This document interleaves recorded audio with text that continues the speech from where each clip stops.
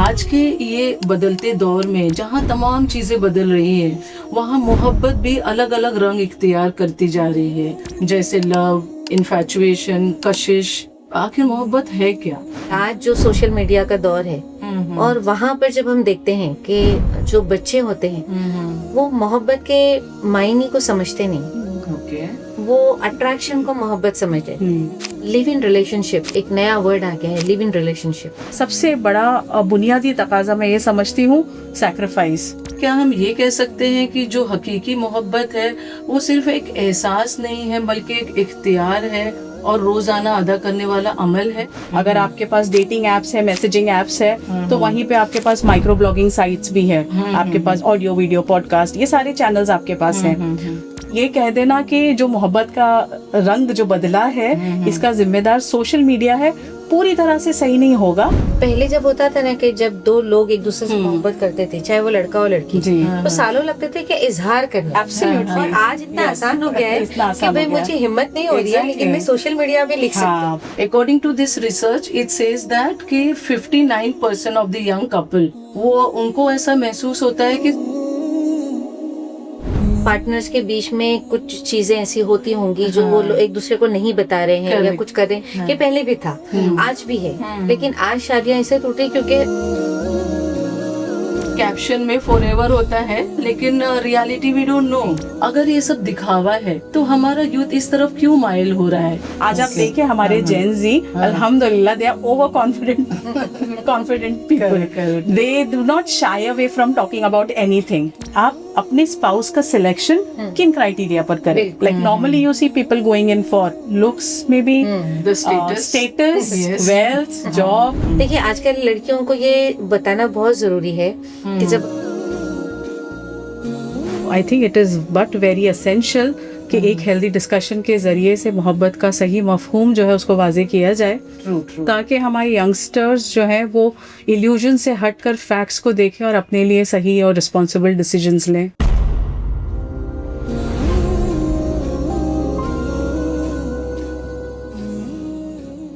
बिस्मिल्लाहिर्रहमानिर्रहीम। अस्सलाम वालेकुम वरहमतुल्लाह। आज के इस पॉडकास्ट में आप सभी का खैर मकदम। Welcome to Muslima world channel. आज हम एक ऐसे मौजू पर गुफ्तगू करने जा रहे हैं जो बहुत ही नाजुक है लेकिन उतना ही रेलेवेंट भी। ये हमारे घरों, schools, colleges, social media timelines और सबसे ज़्यादा हमारे दिलों से जुड़ा हुआ है। मौजू है मोहब्बत के बदलते रंग। आज के इस ज़माने में मोहब्बत सिर्फ एक जज्बा नहीं बल्कि सोशल फिनोमिनन बन चुकी है। Social media, influencers, entertainment industry ने हमारे मोहब्बत के तस्वुर को गहरा असर दिया है और जैसे कि रंग ही बदल गया है।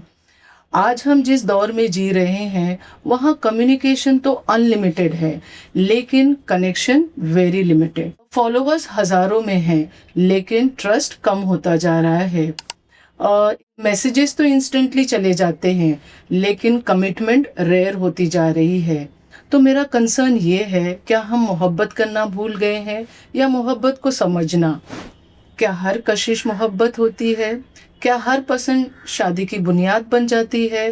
क्या सोशल मीडिया पे दिखने वाली ये जो आइडियल कपल है वो रियल लाइफ में भी इतने परफेक्ट होते हैं?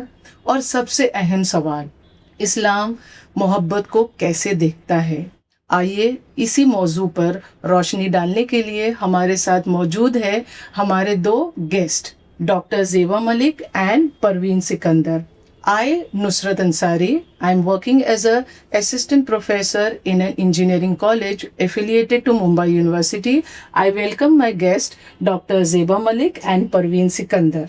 Dr. Zeba Malik, she is the principal of MS Sabu Siddiq Polytechnic College. She is a researcher and she has a vast experience of around 30 years. Yeah. And she is the recipient of many awards. To list a few, Kalpana Chawla Women Icon Award, she got IST Best Faculty Award in Women's category. And she was also recognized as 75th woman in STEAM project.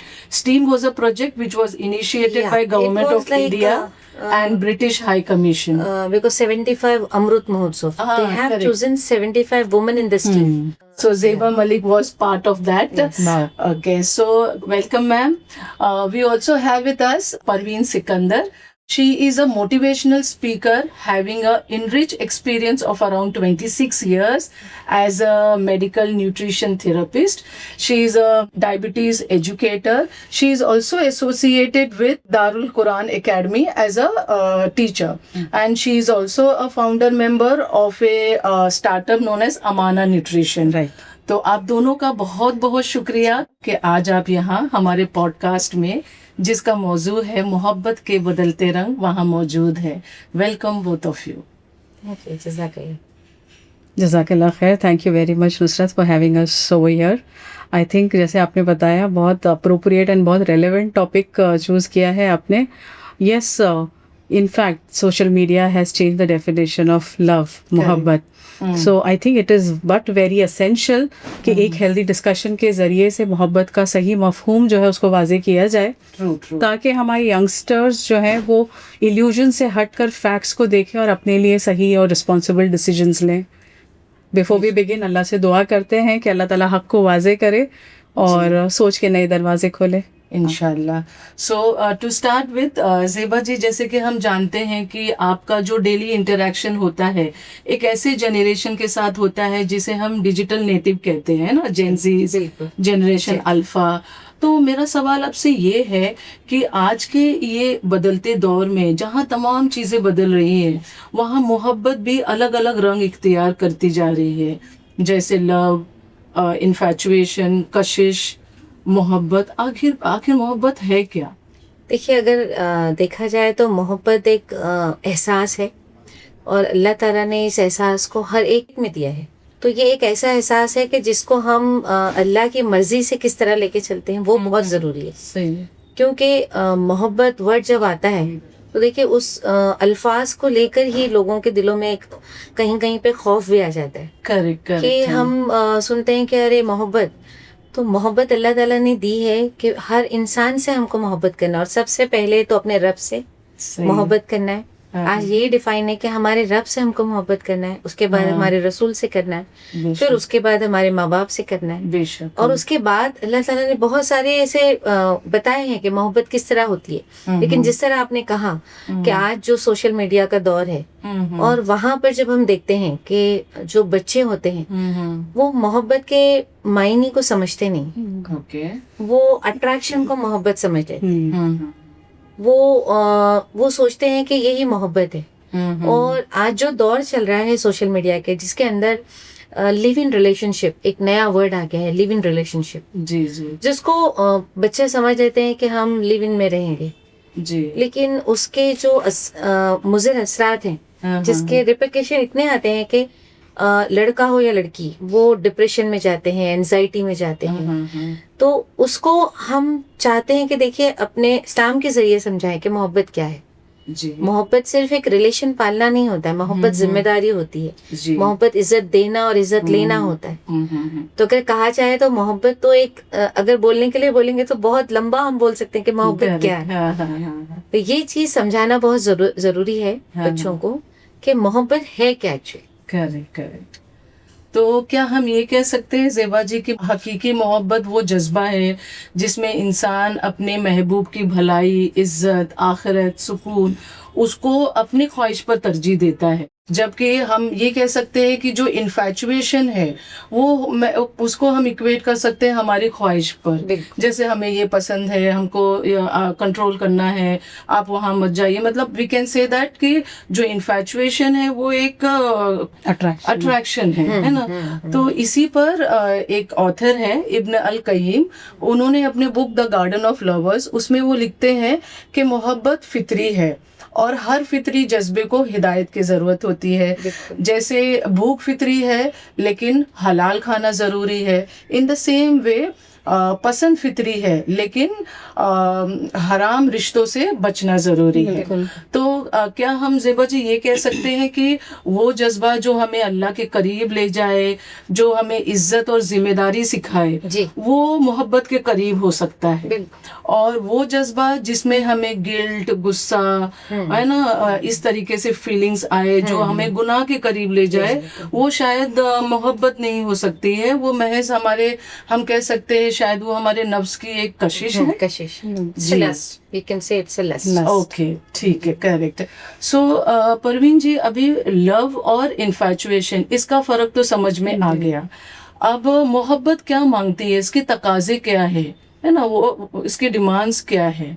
जैसे अभी ज़ेबा जी ने भी कहा कि मोहब्बत जो है ये फितरी है, ये इनबिल्ट है, this desire is by design. Allah ताला ने वो फितरी हमारे अंदर वो जज्बा रखा हुआ है। सो बाय इटसेल्फ ये बुरी चीज नहीं है, इसको सही रहनुमाई की जरूरत है। मोहब्बत के तकाजे अगर हम देखें तो इस्लामिक पर्सपेक्टिव से अगर हम इसको समझें तो मोहब्बत चाहे वो दो लोगों के दरमियान हो, शौहर बीवी के दरमियान हो, या बंदे की अपने रब के दरमियान हो, सारी मोहब्बतों का सेंटर पॉइंट जो है वो अल्लाह की ज़ात होनी चाहिए। हर मोहब्बत का जो उसका फाइनल डेस्टिनेशन है वो अल्लाह की मोहब्बत की तरफ, अल्लाह की कुर्बत की तरफ ले जाने वाला चाहिए। तो मोहब्बत का बेसिक तकाजा तो यही है कि वो आपको अल्लाह के करीब करे, और फिर उसके बाद like it goes with any relationship कि इखलास हो, खुलूस नियत हो, सच्चाई हो, पाकीज़गी हो। झूठ पर, फरेब पर या खुदगर्जी पर ये रिश्ता जो है वो कायम नहीं किया जा सकता। इसके लिए नियत की पाकीज़गी जो है वो बहुत ज़्यादा ज़रूरी है। कुरान हमको मोहब्बत का भी एक बेंचमार्क देता है। ईमान लाने वालों की सिफत अल्लाह ताला फरमाते हैं वल्लज़ीना आमनु अशद्दु हुब्बन लिल्लाह, कि जो लोग ईमान लाते हैं वो सबसे ज्यादा मोहब्बत अल्लाह से करते हैं। तो ये एक बेंचमार्क है कि बंदा जिसे मोहब्बत के का दावा करता है बहुत ज्यादा पुरखुलूस होकर अपने सारे जज्बात को उसके लिए खालिस करे, सबसे ज्यादा उसी से मोहब्बत करे।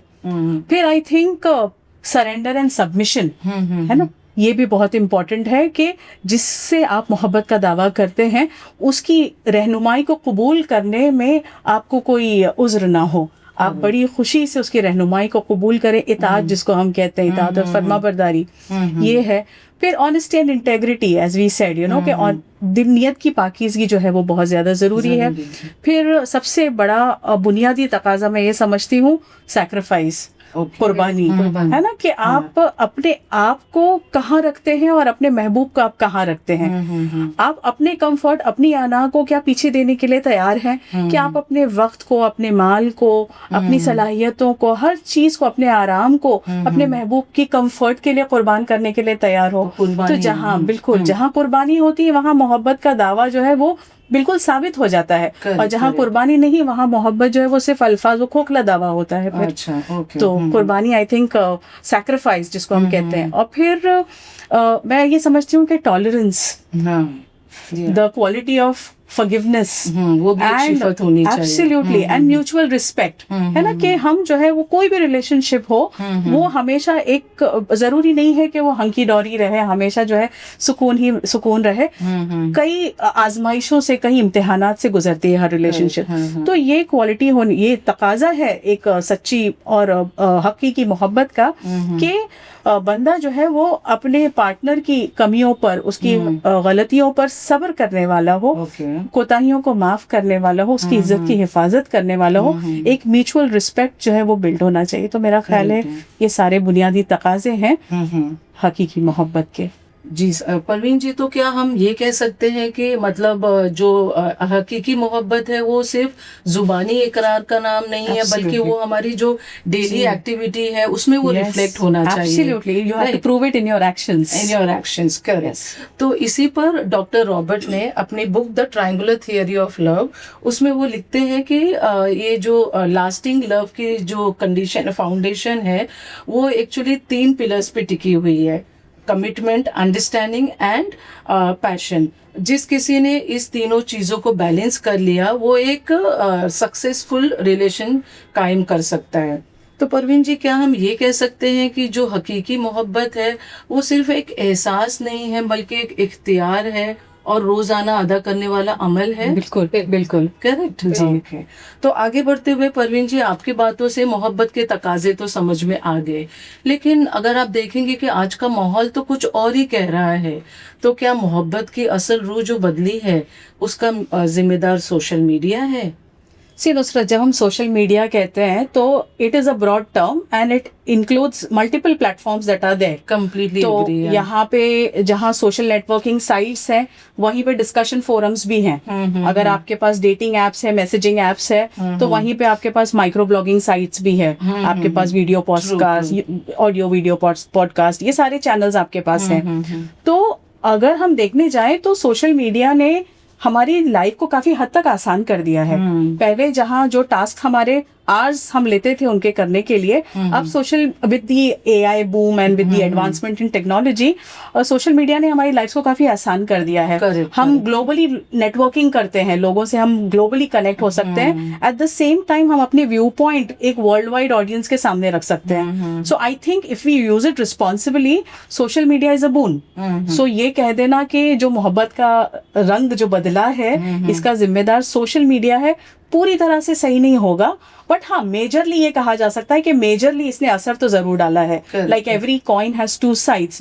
सो इसका जो अदर रुख है वो काफी कंसर्निंग है। लाइक पहले ये होता था कि रिलेशनशिप्स जो है वो प्राइवेट एंड प्राइवेट होती थी, it used to be a private affair, but now with the social media apps around, with the image sharing and video sharing and vlog sharing apps around, you're putting almost every moment of your life up on the social platform. तो privacy नाम की कोई चीज नहीं रही। अब ये हो रहा है कि अनरियलिस्टिक एक्सपेक्टेशंस आप सेट कर रहे होते हो अपने फॉलोअर्स के लिए। यहाँ पे एक चीज हम ये भी भूल जाते हैं कि सोशल मीडिया आपको फिल्टर्ड पोस्ट दिखा रहा है। वो आपको रियलिटी, एग्जैक्टली, वो आपको रियलिटी नहीं दिखा रहा। देखिए, जहाँ तक देखा जाए ना, तो सोशल मीडिया पे हम कहते हैं ना कि सोशल मीडिया की वजह से हो रहा है, तो बिल्कुल एक पॉइंट पे यहाँ पर ये भी है कि पहले जब होता था ना कि जब दो लोग एक दूसरे से मोहब्बत करते थे, चाहे वो लड़का और लड़की, तो सालों लगते थे कि इजहार करना।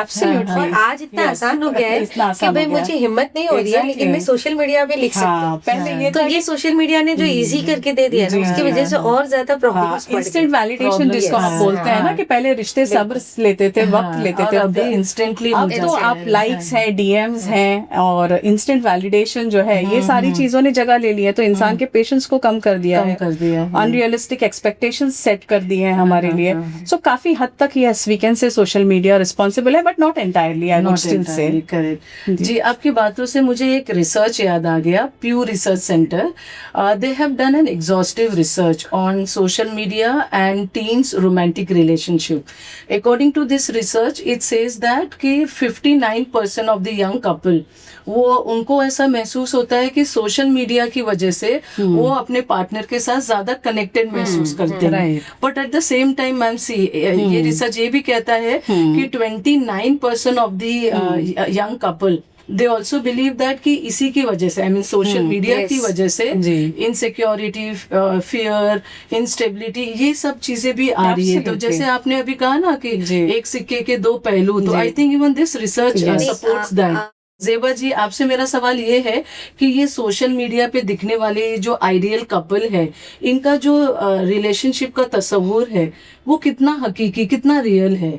देखिए, आज सोशल मीडिया लोगों का, मैंने तो ये भी देखा कि अगर कुछ लोग पोस्ट डालते हैं और उसके बाद उनको लाइक नहीं आया तो दे बिकम लाइक एक एंजाइटी शुरू हो जाती है, बिकॉज लाइक का जो कॉन्सेप्ट चल रहा है आजकल कि उनको पोस्ट डालना ही इसीलिए कि उनको लाइक चाहिए। और ये वजह नहीं थी, पोस्ट वो था कि भाई हम कोई इन्फॉर्मेशन दे, लोगों तक कुछ चीजें पहुंचाए। आज कैसा हो रहा है कि हम कुछ भी डाल रहे हैं और उसके बाद हम एक्सपेक्ट करते हैं कि उसके ऊपर हमको लाइक्स आना चाहिए, हमको कमेंट्स आना चाहिए, हमारा इतना क्या क्या है, ये मार्केट में चल रहा है।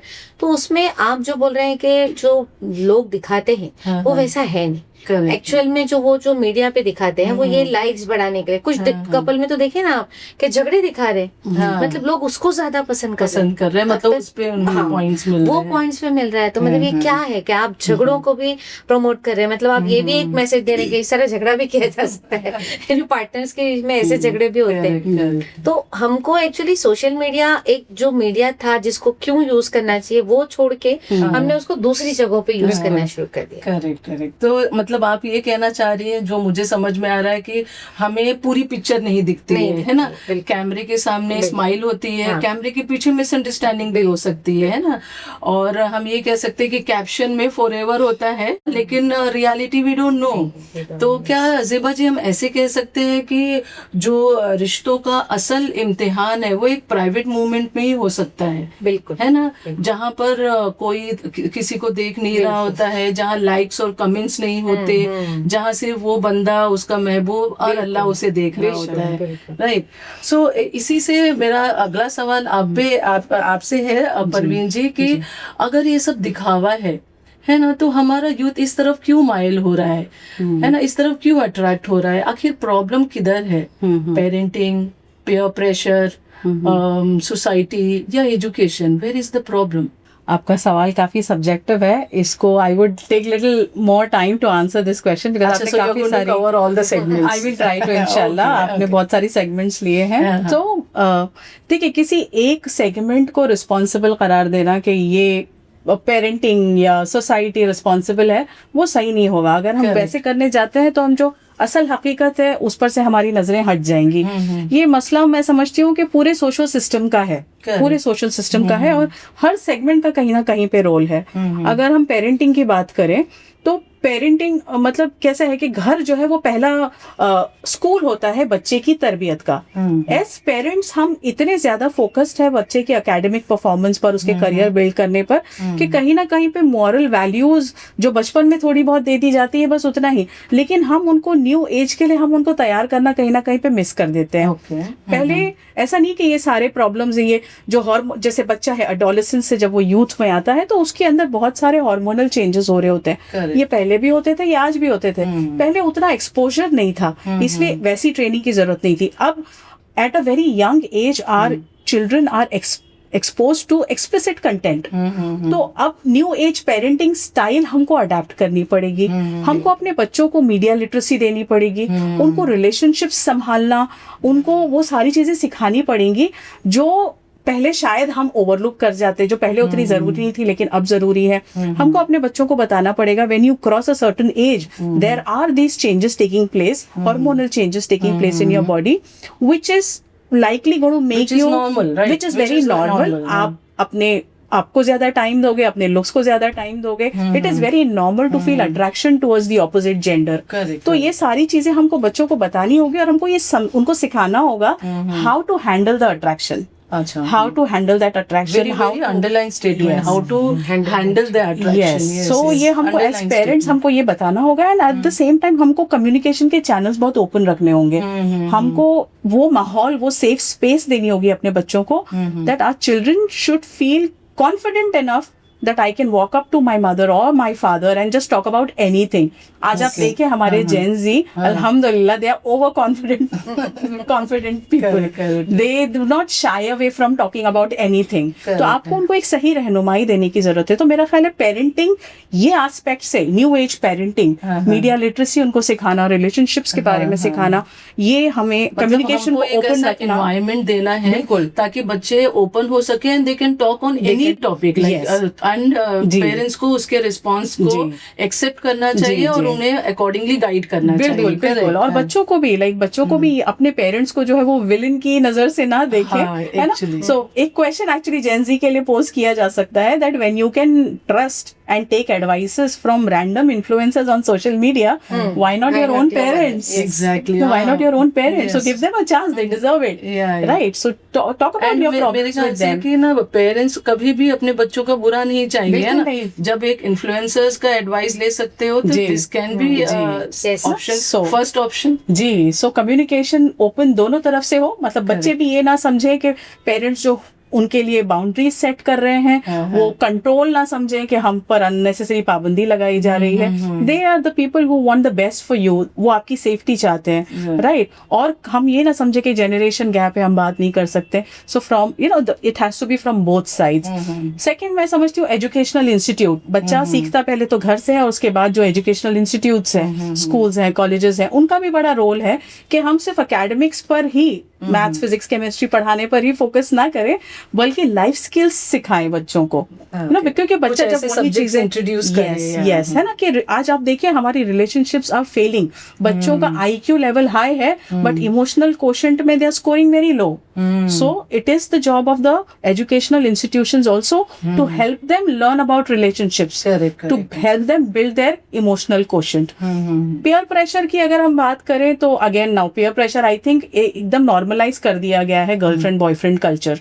सो कई बार ये होता है कि बच्चा just to belong to a particular group, the girl or the boy wants to have a partner. Yeah, exactly. और जिनके ऐसे पार्टनर्स नहीं होते उनका मजाक उड़ाया जाता है. मजाक उड़ाया जाता है. बच्चे कहते हैं कि भाई हमारा कोई गर्लफ्रेंड बॉयफ्रेंड है, मतलब उसको चिढ़ाते हैं तो बेचारे को रखना है कि नहीं, मुझे भी रखना पड़ेगा. तो वो पीयर प्रेशर के चक्कर में फिर उसको मतलब and lastly you said the role of society. So again now as a society का मिजाज काफी बदला हुआ. हम देख रहे हैं कि हमने वो चीजें जो पहले बहुत ज्यादा मायूब समझी जाती थी, आज हमने उनको नॉर्मलाइज कर दिया. आज फहाशी बिल्कुल नॉर्मल है.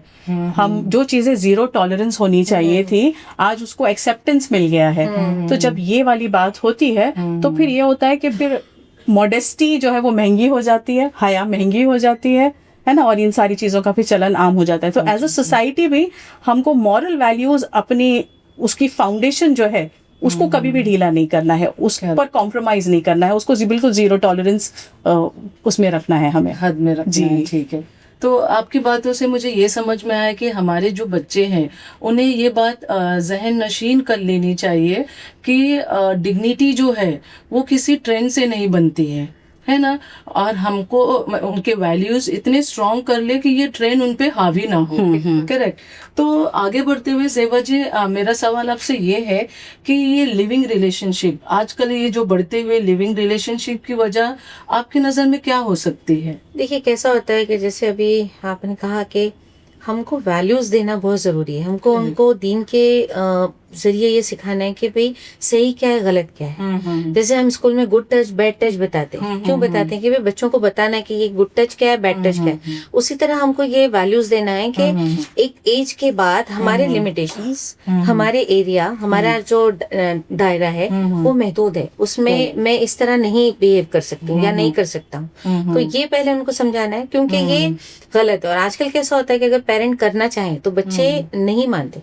आज का जिंदगी हर चीज में लॉजिक बिठाता है. वो कोई चीज को सुनने या समझने के लिए तैयार नहीं होता जब तक आप उनके मुतमईन जवाब ना दे दो. और जब तक उनको ऐसा लगता है कि ये लोग हमारे ऊपर जो हावी कर रहे हैं दीन को भी या हमारे कल्चर को भी, तो ये जो उनको ऐसा लगता है कि ये हावी कर रहे हैं, तो इसलिए वो दूर हो जाते हैं पेरेंट्स से. और फिर उसके बाद ऐसा होता है कि जो इनके रिलेशंस इनके फ्रेंड सर्कल में बनते हैं, बाकी जगह बनते हैं, जब बनाते हैं तो इनको ये रिलेशनशिप में अच्छा लगता है. जबकि उनको ये बताना है कि अल्लाह ताला खुद कहता है कि रिलेशनशिप बहुत अच्छी चीज है, लेकिन कब? जब आप निकाह कर लेते हैं, उससे आपको सुकून हासिल है. लेकिन इसमें आपको सुकून नहीं है, ये सुकून जरा भी नहीं है. लेकिन उसमें आपको सुकून, उसमें आपको एक दूसरे के लिए इज्जत, उसमें आपको तकवा, उसमें आपको वो लेके चलना है. तो वो मेन मोहब्बत है. ये मोहब्बत नहीं है. लिविंग में ये होता है कि भाई मैं अपने तरीके से जी रहा हूँ, वो अपने तरीके से, फिर कुछ वजूहात के बिना पे हम एक दूसरे के साथ में हैं. लेकिन जो चीजें हम लिविंग में करते हैं क्या वो जायज है, ये समझाना बहुत जरूरी है. क्या ये जायज है, क्या ये सही है? तो ये अपने बच्चों को एजुकेट करना बहुत जरूरी है, क्योंकि वो हमारे लेवल पर पेरेंट्स के साथ आके बात करने के लिए तैयार नहीं. तो उनको समझाना बहुत जरूरी है. क्योंकि हम इंडिया में रहते हैं, इंडिया में एक डाइवर्सिफाइड कल्चर है. इंडिया में एवरी कल्चर और एवरी रिलीजन के लोग होते हैं. तो हमको ये भी सिखाना है कि हम कहाँ कंफर्टेबल हैं. क्योंकि हम कंफर्टेबिलिटी भी सिखाना पड़ेगी उनको कि भाई आपको आज जब हम छोटे होने के बाद एक जब बड़े होते हैं तो हमारा बट नेचुरली हम किसी न किसी रिलेशनशिप पे जाएंगे ही, क्योंकि अल्लाह ताला ने खुद कहा है कि आपको रिलेशन मेंटेन करना है, फित्री है. लेकिन उनको यही सिखाना है कि अभी आपका टाइम है ये करियर बनाना, उसके बाद आपको रिलेशनशिप में आना है. लेकिन वो भी अगर आप अल्लाह की मर्जी और बताए हुए रास्ते से करोगे तो पूरी जिंदगी सुकून पाओ, नहीं तो आपका ये सुकून खत्म हो जाएगा, ये सुकून नहीं मिलेगा. और उसमें क्या होता है कि हमारे जेंजी को ये भी बताना है कि देखिए मोहब्बत वो चीज नहीं है कि जैसे मैंने बाजार में देखा कुछ चीज अच्छा लगा मैंने खरीदी. मोहब्बत एक ऐसी चीज है जिसमें दोनों तरफ से बाकायदा तकवा और कुर्बानी इज्जत, ये सब होना सब चाहिए। होना चाहिए। तो आप अगर सोचो कि मैं किसी को पसंद कर रहा हूँ या मैं किसी को पसंद कर रही हूँ, उसके बाद वो नहीं मिलता है, तो हमारे बच्चे मतलब डिप्रेशन, वही आपने एंजाइटी, जो बोला इन्फैचुएशन हाँ, और उसमें जाते हैं। हकीकी मोहब्बत। बिल्कुल। और वो एंजाइटी डिप्रेशन को खत्म करने हम दूसरे रिलेशन में घुसते हैं। हाँ। तो ये जो रिलेशन लिव इन आ रहा है ना, वो इसी वजह से आता है कि हमारे जो एक्चुअल है वो हमको नहीं मिल रहा है, तो हम है ना एक लिव इन रिलेशन में जा रहे हैं। और एक ऐसे जहाँ पर कुछ कुछ नहीं, मतलब कमिटमेंट ही नहीं है, हाँ बस हमको रहना है। तो ये चीजें हमको समझानी पड़ेगी अपने बच्चे को।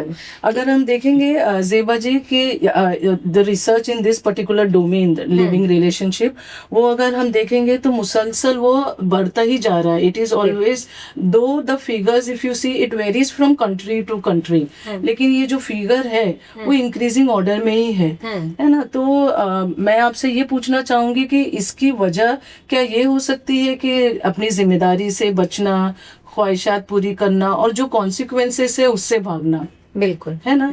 और दूसरा ये भी कह सकते हैं कि जो एक हुदूद है, जैसे आपने बाउंड्री बोला, वो और अपनी जिम्मेदारियों को इग्नोर करना, है ना।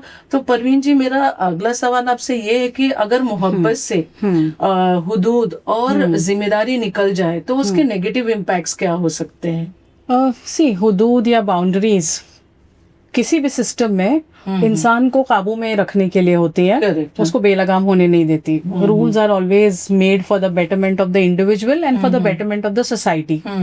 जब बाउंड्रीज को मेंटेन नहीं किया जाता, जब हुदूद को पामाल किया जाता है, तो उसके नेगेटिव इम्पैक्ट्स इंसान सिर्फ अपने जात में ही नहीं बल्कि अपने एनवायरनमेंट में भी फिर उसको उसका असर दिखता है, सोसाइटी पर भी उसका असर जो है वो बिल्कुल आता है। तो मैं समझती हूँ कि अगर मोहब्बत को हलाल हुदूद में मेंटेन ना किया जाए तो उसके जो असरात है वो इंसान के पहले तो अपनी जात में उसकी जो अखलाकी उसका जो किरदार है उसमें decline, spiritual decline, spiritual decay है ना, उस पे इम्पैक्ट होगा ही होगा, बिल्कुल होगा, है ना। क्योंकि आपने जो है वो जो शरई जो बाउंड्रीज थी, जो गाइडलाइंस थी, आपने उनको पामाल किया, है ना। जब एक आप प्राइवेट कोई सीक्रेट रिलेशनशिप मेंटेन करते हो तो फिर झूठ बोलना या चीजों को छुपाना, घर वालों से झूठ बोलना, ये सारी चीजें आपके लिए बहुत नॉर्मल हो जाती है। शुरू शुरू में शायद थोड़ा गलत लगता है, लेकिन आहिस्ते आहिस्ते वो बिल्कुल नॉर्मल लगने लगता है। It becomes a way of life for you, है ना। हम देखें, कुरान कहता है कि इंसान के जिस्म में गोश्त का एक लोथड़ा है, अगर वो सही है तो पूरा जिस्म जो है वो हिदायत पर रहता है ना। और वो हम इंसान का दिल है ना, कि हम दिल है जहाँ पे इंसान के जज्बात जो है वो पनपते हैं, है ना। तो अगर हम उस दिल को ही आलूदा कर दें, जब इंसान एक गुनाह करता है तो दिल पर जो है वो एक सियाह नुक्ता लग जाता है ना। और अगर फिर वो तौबा करता है तो वो नुक्ता, वो काला धब्बा जो है वो मिटा दिया जाता है। लेकिन अगर वो उसको रिपीट करता जाए आहिस्ता आहिस्ता, क्या होता है, उसका दिल जो है वो बिल्कुल गुनाह से सियाह हो जाता है, आलूदा हो जाता है। अब ऐसा दिल वो क्या अल्लाह से, क्या उसको इबादत में लज्जत मिलेगी, या क्या वो जिससे मोहब्बत का दावा कर रहा है, क्या वो वाकई अपना 100% उसको दे पाएगा? कुरान में अपने हक के बाद वालिदैन का हक रखा है ना। अब जब आप कोई सीक्रेट रिलेशनशिप, कोई इस तरह की रिलेशनशिप में हो, तो आप अपने पेरेंट्स से, then you are lying to your parents, है ना। तो आपका वो जो एक गैप है ना, कि वालिदैन से आप उनके हक नहीं अदा कर पा रहे हो, आप उनसे दूरी बना रहे हो, है ना। और फिर आप देखें कि इसके असरात सोसाइटी में क्या होंगे, है ना, कि गैर शरई ताल्लुकात जब आम हो जाएंगे सोसाइटी में, तो फिर जो निकाह का पाकीज़ा तरीका इस्लाम हमको देता है, उसकी अहमियत कम हो जाएगी, है ना। मॉडेस्टी जो है उसके लिए कोई जगह नहीं रहेगी। तो इसका असर जो है, हुदूद को पामाल करना जो है, वो सिर्फ इंसान की अपनी ज़ात को नहीं, उसके अखलाक को, उसकी रूहानियत को, पूरी सोसाइटी को, पूरे माशरे को जो है वो नुकसान पहुंचाता है, उसको आलूदा कर देता है। ओके, तो ज़ेबा जी, हुदूद में रहते हुए हमारे नौजवान अपने ख्वाहिशात, अट्रैक्शन और शादी का फैसला किस तरह ले? देखिए, कैसा है ना कि सबसे पहले तो कहा गया था कि नफ्स पर काबू पाना है, क्योंकि हम जो एज में बच्चों को देखते हैं, जो टीनेजर्स होते हैं, वहां पर बट नेचुरल है कि उनके अंदर जो चेंजेस आ रहे हैं, हार्मोनल चेंजेस, और आजकल तो बहुत सारे मेडिकल इश्यूज आ गए, क्योंकि आज का बच्चा सेंसिटिव हो गया है, और उसके हार्मोनल चेंजेस भी आज हमको वो एक्सेप्ट करना चाहिए कि ठीक है, वो भी है, वो भी अपनी जगह एक वैल्यू रखते हैं। तो आज पहले लड़कियां इतना बाहर एक्सपोज नहीं थी, आज माशाल्लाह से लड़कियां हर फील्ड में, और बट नेचुरल है कि opposite sex attract each other. तो जब ये रहेंगे एक साथ, तो कहीं ना कहीं वहां पर एक अट्रैक्शन का माहौल बनता है। पहले कैसा होता था कि लड़की को कहीं लड़के ने देख लिया, उसको पता भी नहीं है, तो वो अपने घर पे बोलता था रिश्ते आते थे, या लड़के ने कहीं देख के लड़की ने बता दिया। अभी कैसा है कि लड़का लड़की अगर खुद अपने आप को देख लेते हैं, दोनों एक दूसरे को पहचानते हैं, तो उनको चाहिए कि इस रिश्ते को पाक रखें, पाकीज़ा रखें, पाकीज़ा है। बहुत ज़रूरी है। देखिए इस्लाम ने खुद कहा है कि आपको रिलेशनशिप अगर आगे करना है, शादी करना है, तो आपको एक दूसरे की रजामंदी लेनी है। बिल्कुल माँ बाप को भी है कि वो लड़का लड़की को दिखाएं, बताएं। उसकी वजह ये है कि भाई पूरी जिंदगी उनको गुजारनी है, तो उनके बीच में कि हम आहंगी आना बहुत ज़रूरी है। तो वो चीज़ को लेकर हमको ये है कि आज के बच्चों को भी हम यही मैसेज देते हैं कि ठीक है, आप अगर किसी को पसंद करते हैं तो आप उसकी मॉडेस्टी को बरकरार रखें, वो किसी को बताएं नहीं। जी बिल्कुल, रहते हैं जी ने कहा, और फिर अपना जो भी है या अपने पेरेंट्स से बात करें। और अपने हमको ये भी देखना है कि देखिए एक लॉन्ग लास्टिंग रिलेशनशिप जब आपको करना है तो हम कहते हैं ना कि जब मेरे घर का कल्चर, जैसे फॉर एग्जांपल मैं यूपी से हूँ तो मेरे यूपी वाला कल्चर एक अलग है, फिर आप अगर साउथ से तो साउथ वाला कल्चर अलग है, एकदम अलग है। लेकिन दोनों कल्चर के बीच में अगर किसी लड़के को लड़के को तो ठीक है, लड़की को आके एडजस्ट होना है तो वो बहुत फर्क होता है। तो वहां पर भी बहुत चीजें देखने की जरूरत होती है। तो इसीलिए वो कहते हैं ना कि माँ बाप क्यों पसंद करते थे, वो वजह ये थी कि भाई हम अगर लड़की देख के बताते हैं तो उसका वजह है कि वो उसके खानदान को, उसके सारे पैरामीटर्स को देखते हैं। इसलिए देखते हैं कि आगे इनकी लाइफ अच्छी चले, कंफर्टेबल रहता है कि आगे वो प्रॉब्लम्स ना आए। क्योंकि जब दो अलग अलग कल्चर आ रहे हैं तो उसमें टकराव होने की बहुत सारी चीजें होती है। तो हम ये चीजें भी समझाना बहुत जरूरी है बच्चों को कि भाई आजकल देखिए क्या होता है, आजकल बहुत बवाल होता है कि अलग रिलीजन में चले जाते हैं बच्चे। तो आज अगर कोई मुस्लिम लड़के ने किसी लड़की को ला लिया तो उसको लव जिहाद के नाम पे दे दिया जाता है ना।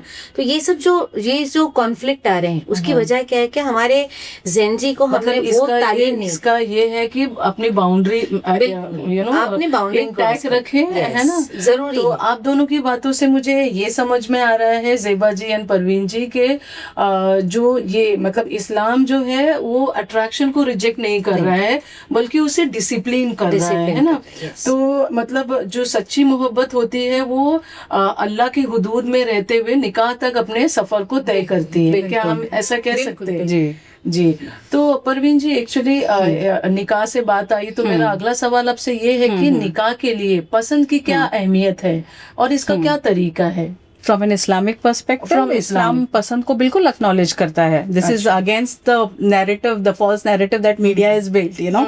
सो बिल्कुल वैसा नहीं है, इस्लाम पसंद को एक्नॉलेज करता है। जैसे हमने बात की अभी कि किसी को पसंद करना इज अ नेचुरल डिजायर, वो फितरी डिजायर है, और उसको जो है वो सही एक पाकीज़ा दायरे में लाने के लिए इस्लाम ने बाकायदा एक सिस्टम, एक प्रोसेस है, उसको हमें उसकी तरफ जो है वो हमारी रहनुमाई करता है। और हम देखते हैं कि सही बुखारी में अल्लाह के रसूल सल्लल्लाहु अलैहि वसल्लम की हदीस है, रिवायत में आता है कि अल्लाह के रसूल सल्लल्लाहु अलैहि वसल्लम ने फरमाया कि तलाकशुदा या बेवा उसका निकाह उसकी मर्जी के खिलाफ न किया जाए। और इसी तरह जब कुंवारी लड़की का रिश्ता लिया जाए, मैं मफहूम बता रही हूँ कि जब उसके निकाह की बात की जाए तो उसकी रजामंदी भी ले ली जाए, है ना। तो लड़की की रजामंदी जो है उसको बहुत प्राइम इम्पोर्टेंस हम कह सकते हैं, है ना, कि उसकी रजामंदी को प्राइम इम्पोर्टेंस देता है इस्लाम, है ना। यहाँ पर मुझे एक सहाबिया का एग्जाम्पल याद आ रहा है कि हजरत खंसा बिनते खिदाम, अच्छा उनका नाम था। तो उनका निकाह जो है वो उनके वालिद ने उनकी मर्जी के खिलाफ कर दिया था। आप अल्लाह के रसूल सल्लल्लाहु अलैहि वसल्लम के पास जाती हैं और आप इसकी शिकायत करती हैं, तो अल्लाह के रसूल सल्लल्लाहु अलैहि वसल्लम ने उनका निकाह जो है वो कैंसिल कर दिया, मतलब उसको रद्द कर दिया।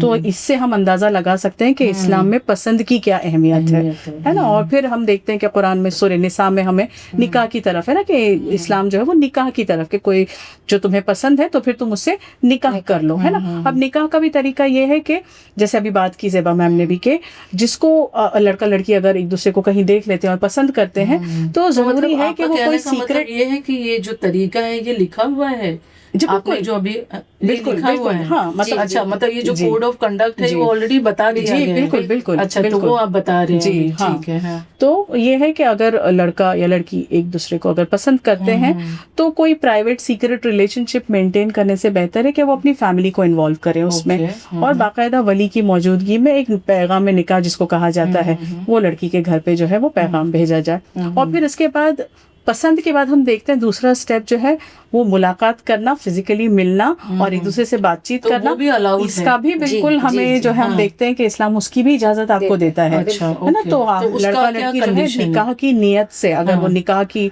का मकसद है तो उससे लड़का और लड़की जो है वो मिल सकता है। बट यहाँ पे कुछ शराइत है, ये है कि ये मिलना जो है वो खलवत में ना हो, एज इन अकेले में नहीं, महरम की जो है मौजूदगी वो जरूरी है। और ये देखना जो है वो चेहरे और हाथों तक, जो सतर्कपोशी जिसको हम कहते हैं कि सतर्क कवर्ड रहे और चेहरे और हाथों तक ये देखना जो है ये इतना अलाउड है। और फिर उसके अलावा फिर आप सवालात करें, अब जैसे हमारे जेनजी है ना, कंपैटिबिलिटी इश्यूज और है ना मेंटल है जी, लाइफ गोल्स आपके क्या लाइफ गोल्स है ना, और हम कितने कंपैटिबल है, आप सारे सवालात कर सकते हैं। इनफैक्ट यहाँ पे हमको अल्लाह के रसूल सल्लल्लाहु अलैहि वसल्लम की हदीस मिलती है कि आप सल्लल्लाहु अलैहि वसल्लम ने फरमाया कि एक सहाबी जिन्होंने निकाह का इरादा किया, तो आपने उनसे फरमाया कि बेहतर है कि तुम जिससे निकाह करना चाहते हो तुम देख लो, उस चीज को देख लो जो तुमको निकाह पर आमादा करे। तो इसकी इजाजत अल्लाह के रसूल सल्लल्लाहु अलैहि वसल्लम ने दी है। तो पसंद हो गई, फिर उसके बाद मिलना हो गया, और फिर उसके बाद हम देखते हैं कि क्राइटेरिया भी इस्लाम हमको बताता है कि आप अपने स्पाउस का सिलेक्शन किन क्राइटेरिया पर करें। Like normally you see people going in for looks, may be status, wealth, job, position, है ना, ये सारी चीजें। बट आप देखें कि ये सारी मटेरियलिस्टिक चीजें with time there is a decline to all of these things. इस्लाम जो क्राइटेरिया हमको देता है, अल्लाह के रसूल सल्लल्लाहु अलैहि वसल्लम ने फरमाया कि एक औरत से निकाह 4 वजूहात की बिना पर किया जाता है। उसका माल, उसका खानदान, उसका हुस्न और उसकी दीनदारी। और फिर आप वसल्लम फरमाते हैं कि तुम दीन वाली को तरजीह दो, तुम उसकी दीनदारी को तरजीह दो, है ना। तो आप देखिए कितना ब्यूटीफुल गाइडेंस है, कितनी बेहतरीन रहनुमाई है कि बाकी सारी चीजें तो जो है वो वक्त के साथ कम हो जाएंगी, लेकिन अगर इंसान की दीनदारी पुख्ता है, अगर वो अपनी दीनदारी में स्ट्रॉन्ग है, तो वो बाकी सारी चीजों में भी जो है ना, that deficient he can make up for the other things, right. तो ये भी हमको क्राइटेरिया इम्पोर्टेंस दिया जी है ना, ये क्राइटेरिया भी हमको इस्लाम की तरफ से मिलता है। तो ये पूरा प्रोसीजर हमें बताया जाता है कि पसंद है, पैगाम निकाह है, मिलना है, और फिर उसके बाद जो है हम क्राइटेरिया या आप सिलेक्शन करें, और फिर उसके बाद ये है कि आप इस्तिखारा करें।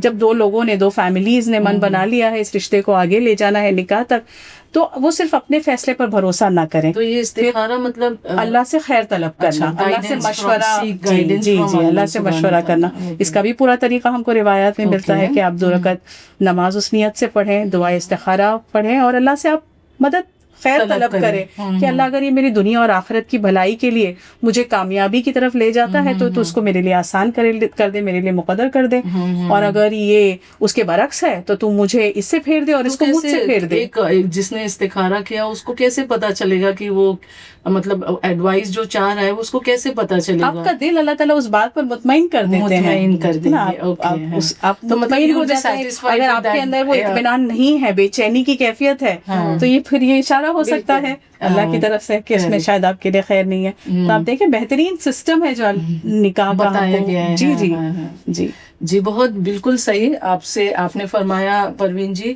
और क्या हम ये इसको ऐसे कह सकते हैं कि मजबूरी से घर बनता है लेकिन मोहब्बत से घर बसता है? Very rightly said. एंड जैसे आपने बताया कि निकाह के लिए इस्लाम में सबसे पहली जो मोहब्बत की जो सीढ़ी है वो है रजामंदी, उसे वो पसंद करता है ना। तो ज़ेबा जी, मेरा अगला सवाल आपसे ये है कि अगर खुद किसी ने किसी को पसंद कर लिया है ना, तो उसमें हमारे जो पेरेंट्स है, माँ बाप है और रिश्तेदार है, उनका क्या रोल होना चाहिए इस सिचुएशन में? देखिए कैसा होता है कि अगर बच्चे आपस में एक दूसरे को पसंद कर लेते हैं तो माँ बाप का ये है कि बट नेचर उनको तो भी एक लड़की ढूंढना ही था, तो जो पैरामीटर उनके हैं, मतलब जो पैरामीटर आपने बताया हमारे दीन की तरफ से और माँ बाप की तरफ से जो पैरामीटर है, करेक्ट, तो उनको देखना चाहिए कि लड़की वो पैरामीटर पे आती है, सब सही है, तो बच्चों को इजाजत देना चाहिए कि ठीक है भाई आप कर सकते हो। जिस तरह हमारा दीन कहता है कि भाई हमको किस किस पैरामीटर पे लड़की को देखना है, तो वो पैरामीटर पे अगर आते हैं। दूसरा, बच्चों के लिए भी एक और चीज है कि देखिए माँ बाप जो है वो एक ऐसी नेमत है और ऐसी चीज है कि जो उनके फैसले जो होते हैं उसमें बहुत खैर होता है बच्चों के लिए। बिल्कुल तो कहीं ऐसा भी होता है कि कहीं माँ बाप को जो दिख रहा है वो बच्चों को नहीं दिखता है। सही वो समझते हैं, उस वक्त बच्चे समझते हैं कि नहीं ये रॉन्ग है, निगेटिव है, हमारे माँ बाप बहुत निगेटिव हो रहे हैं, लेकिन जो उनको दिख रहा है क्योंकि उनका एक्सपीरियंस, उनकी बाकी चीजों से जो उनको समझ में आ रहा है कि ये रिश्ता खैर पर नहीं जाएगा, कि आगे चल के नहीं रह पाएगा, तो उस चीज को भी बच्चों को रिस्पेक्ट करना चाहिए। लॉन्ग टर्म से लॉन्ग टर्म देखते हैं, क्योंकि आज के मैंने तो ये देखा कि आज के माँ बाप बच्चों की खुशी के लिए कुछ भी करते हैं। सही बात है। यानी आज की मैंने जनरेशन ऐसी, पहले तो ऐसा था कि अगर बच्चा मस्ती नहीं भी किया और किसी ने टीचर ने बोल दिया तो तमाचा पड़ जाता था माँ बाप की तरफ से कि किया ही होगा। लेकिन आज ऐसा है कि बच्चा मस्ती पूछते हैं कि क्या आपने लेकिन बच्ची ने बोला नहीं किया तो माँ बाप बच्चों पे भरोसा करते हैं। ये आज की जनरेशन में माँ बाप ने बहुत कॉम्प्रोमाइज किया। माँ बाप जो आज जेनजी के साथ है ना, तो उन्होंने अपने आप को चेंज किया भी। 90% आप कह सकते हैं किया, 10% में अभी भी कुछ लोग होंगे जो नहीं किया, लेकिन 90% माँ बाप चाहते हैं कि मेरा बच्चा खुश रहे, जहाँ भी रहे वो अच्छा रहे, तो वो एक्सेप्ट करते हैं। लेकिन अगर नहीं करते हैं तो बच्चों का फर्ज बनता है कि भाई उस चीज को समझें, और उसके लिए समझना बहुत जरूरी है। आप आपस में बैठ के बात करें, एक दूसरे को समझाएं, कुछ चीज उनको नहीं पता होगी, कुछ आपको नहीं होगी, और फिर एक डिसीजन पर आना चाहिए। क्योंकि देखिए, हर मसले का हल मशवरे पर है। अल्लाह ताला कहता है कि मशवरा जरूरी है, मशवरे से आप उस तक पहुंच सकते हैं। तो हमारे जेंजी को ये सोचना चाहिए कि अगर पेरेंट्स हमारे नहीं कह रहे हैं तो उसके पीछे कोई वजह हो। तो आज हमको ये गलत लग रहा है, हो सकता है कल अच्छा होगा, तो उसको समझना है। करेक्ट। तो मतलब जो मुझे समझ में आया, आप ये कहना चाह रहे हैं कि माँ बाप या रिश्तेदारों का यहाँ रोल ये होना चाहिए कि उनको कंट्रोलर नहीं बनना है, बल्कि बच्चों को गाइड करे, उनके मेंटर बन जाए, और ऐसी जो भी सिचुएशन आ गई है वो सिचुएशन से बच्चों को किस तरफ इज्जत और हलाल वाला रिश्ता, मतलब रिश्ता या गाइडेंस ऐसा प्रोवाइड करे कि बच्चे भी मुतमईन हो जाए उस बात से। जैसे कहते हैं ना कि जब हमें सच्ची मोहब्बत हो जाती है तो वो हमारी पर्सनालिटी पे रिफ्लेक्ट होती है, हमारे अंदाज से वो झलकती है वो चीज। तो मेरा आखिरी सवाल आप दोनों से है कि हकीकी मोहब्बत इंसान की पर्सनालिटी पे क्या असर डालती है? ज़ेबा जी, आप पहले बताइए। देखिए, जब अगर मुझे अल्लाह से मोहब्बत हो गई जी, तो हर वक्त हो गई, क्या होना ही है, ये तो जरूरी है। तो जो मोहब्बत जब मुझे मेरे हकीकी मालिक से हो जाती है तो मैं चाहूंगी कि वो मेरा महबूब जो चाहता है वैसा मैं रहूं। वही मोहब्बत अगर दुनियावी है तो दुनियावी मोहब्बत में जो मेरा महबूब है वो जैसा चाहता है वैसा मुझे रहना है। और उसमें ये है कि भाई जब आदमी मोहब्बत मिल जाती है, एक सच्ची मोहब्बत मिलती है, तो उसका रंग ही अलग होता है। और वो रंग में अल्लाह ताला भी खैर देता है कि भाई आप अगर अल्लाह से बहुत करीब हो जाते हो तो देखिए उसको दुनिया नहीं दिखती, फिर वो दुनिया के लिए मतलब उसके लिए दुनिया खत्म, चाहत ही खत्म हो जाती है। उसको ऐसा लगता है कि उसको सब कुछ मिल गया। जब अल्लाह ही मिल गया तो फिर दुनिया क्या है। और दुनियावी मोहब्बत में अगर उसने अपने पार्टनर को राजी कर लिया, दोनों तरफ से, ये सिर्फ औरत के लिए नहीं है, ये औरत के लिए भी है और मर्द के लिए भी है, कि जब आपने पसंद किया और एक दूसरे को इज्जत देने लगे, एहतराम करने लगे तो दोनों एक दूसरे के रंग में इतना रंग जाते हैं कि वो उसकी नजरिए से सोचना शुरू कर देता है और ये इसकी नजरिए से सोचना। कभी हम कुछ बोलने जाते हैं तो वो सामने से पहले बोलते हैं, तो इसका ये मतलब है। और कैसा होता है कि वो हम जब उनके लिए जीना शुरू कर देते हैं तो वो कॉन्फ्लिक्ट खत्म होता है, जो कि हमारे जेंजी आजकल वो एक्सेप्ट नहीं करते। उनको ऐसा है कि बस हमने जो सोचा है, खासकर लड़कियां, देखिए आजकल लड़कियों को ये बताना बहुत जरूरी है कि जब अगर आप शादी कर लेती हैं तो आपको बहुत ज्यादा एडजस्टमेंट करना ही है, बट ना चले, क्योंकि लड़की जाती है दूसरे घर पे, तो आपको आपके शौहर को जो पसंद है उसके हिसाब से जब आप रहना शुरू, तो उसमें आपको खुशी भी मिलेगी। लेकिन अगर आपने सोचा कि नहीं मेरा एक अलग है और वो क्या, तो वो हकीकी मोहब्बत नहीं। हकीकी मोहब्बत उसको कहते हैं कि मैं उसके लिए जी रहा हूँ और वो मेरे लिए जिए। जी, परवीन जी, आपका क्या ख्याल है इस बारे में? मुझे यहाँ पे जो है वो एक स्टडी, एक साइकोलॉजिस्ट है कार्ल यूंग, उनकी एक वीडियो मैंने देखी थी जहाँ पे वो बात करते हैं 7 साइंस ऑफ ट्रू लव। उसमें वो वन ऑफ द साइंस जो ट्रू लव की बताते हैं, दैट इज द ट्रांसफॉर्मेशन। सो मैं समझती हूँ कि ये बिल्कुल जैसे जो कुरान कहता है ना, उससे बिल्कुल ये करीबतर है कि सच्ची मोहब्बत का असर इंसान पर ये होता है कि वो उसके पूरे कोर को बदल देती है, उसकी पर्सनालिटी में ऐसा इनकलाब लाती है, ऐसा ट्रांसफॉर्मेशन लाती है कि वो अपना बेस्ट वर्जन बन जाता है, अपने आप को ट्रांसफॉर्म करता हुआ। इसको अगर हम साइंटिफिकली देखें तो छोटे से एक न्यूरोप्लास्टिसिटी जैसे हम समझते हैं, कनेक्शन ऑफ न्यूरॉन्स है ना, तो ये है कि जब हमारा जो एक सेंटर है ब्रेन में, अमाइगडाला, वो फियर और थ्रेट को सेंस करता है और वो रिस्पॉन्ड करता है। लेकिन जब इंसान एक कंफर्टेबल रिलेशनशिप में होता है जहां पर उसको इत्मीनान है, मोहब्बत है, तो उसका वो जो अमेगडाला है वो बिल्कुल डीएक्टिवेट हो जाता है, वो एकदम शांत हो जाता है। अच्छा। और जो उसका प्री फ्रंटल कॉर्टेक्स है, जो उसके सोचने समझने की सलाहियत है और जो डिसीजन मेकिंग सलाहियत है, वो ज्यादा एक्टिव होती है और ज्यादा डेवलप हो जाती है ना। कुरान आप देखिए, सूरह रूम में अल्लाह ताला फरमाते हैं कि और उसकी निशानियों में से है कि उसने तुम्हारे लिए तुम्हारी ही जिन्स से जोड़े बनाए ताकि तुम उनके जरिए से सुकून पाओ, और उसने तुम्हारे दरमियान मवद्दत और रहमत रख दी, है ना। तो मवद्दत जो है, जो मोहब्बत है, वो एक इंस्टेंट केयर और पैशन जिसको हम कहते हैं वो है। और रहमत क्या है, लॉन्ग टर्म मेंटेनेंस के लिए, किसी भी रिलेशनशिप में लॉन्ग टर्म आप उसको कंटिन्यू रखें, उसके लिए रहमा का होना बहुत जरूरी है बीच में, है ना, कि आप दोनों एक दूसरे की कंपनी में बिल्कुल कंफर्टेबल महसूस करें। और जब ये वाली बात होती है तो इंसान जो है उस आयत का मजहर बन जाता है जो हमें कुरानी में मिलती है, हुन्ना लिबासुन लकुम व अंतुम लिबासुन लहुन्ना, कि वो तुम्हारे लिबास है और तुम उनके लिबास हो, है ना। कि लिबास क्या करता है, हमें कवर करता है, प्रोटेक्ट करता है और हमें ब्यूटिफाई करता है। तो इंसान जब हकीकी मोहब्बत में होता है तो वो अपनी जिंदगी में वो ब्यूटी, वो हुस्न जो है वो फील करता है और अपने पार्टनर को भी बिल्कुल वही चीजें वो देने वाला बन जाता है। और वो ट्रांसफॉर्मेटिव फोर्स जो है वो उसको अपना बेस्ट पॉसिबल वर्जन की बनने की तरफ वो ले जाती है, उसको अल्लाह की मोहब्बत से बहुत ज्यादा करीब करती है।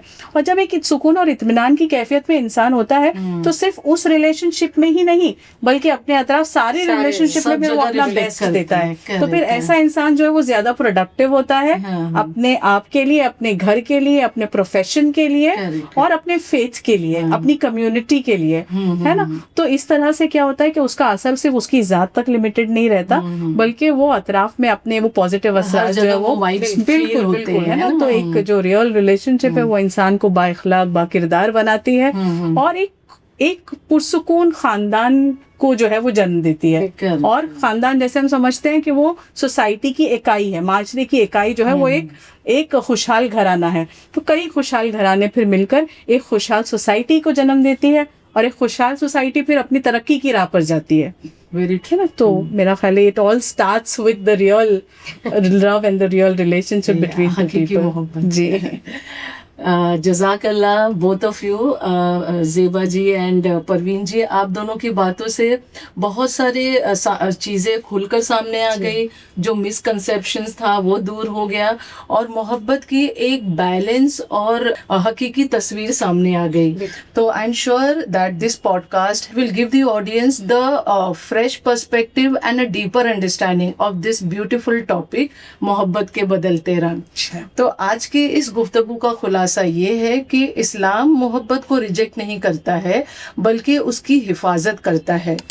इस्लाम हमें सिखाता है कि मोहब्बत को इज्जत दो, उसे हलाल बनाओ, उसे जिम्मेदारी और रहमत के साथ निभाओ। हज़रत मोहम्मद सल्लल्लाहु अलैहि वसल्लम फरमाते हैं लम युरा लिल मुताबिन मिसलुन निकाह। इसका ट्रांसलेशन या तर्जुमा ये है कि एक दूसरे से मोहब्बत करने वालों के लिए निकाह से बेहतर कोई चीज़ नहीं। I guess many of you will agree with me कि वो रिश्ता जो सिर्फ जज्बात या ख्वाहिश पर खड़ा हो वो वक्त के साथ कमज़ोर पड़ जाता है, लेकिन वो रिश्ता जिसमें अल्लाह की रज़ा, अच्छे अखलाक, निकाह और सैक्रिफाइस पर हो वो घर बनाता है, नस्लें संवारता है और सोसाइटी को मजबूत करता है। तो ऑडियंस, विद दिस इस पैगाम के साथ हम आपसे इजाज़त चाहेंगे। दोबारा फिर मिलेंगे विद डिफरेंट टॉपिक। तब तक के लिए जज़ाकल्लाह। अस्सलाम वालेकुम वरहमतुल्लाह।